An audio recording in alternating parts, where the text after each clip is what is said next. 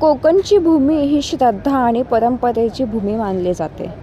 याच परंपरेचा एक महत्त्वाचा भाग असलेल्या रत्नागिरी शहराजवळील हातीस येथे सुप्रसिद्ध हजरत पीर बाबा शेख बाबांच्या वार्षिक उरुसाला मोठ्या उत्साहात आणि धार्मिक वातावरणात सुरुवात झाली असून या उरुसाच्या निमित्ताने हातीस गाव भक्तीच्या रंगात न्हाऊन निघाले.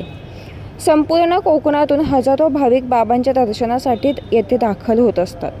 उरुसाच्या मुख्य विधींपैकी एक असलेल्या गुसूल विधीने या उत्सवाची विधिवत सुरुवात करण्यात आली. यावेळी दर्गा परिसरातील भाविकांनी मोठी गर्दी केली होती.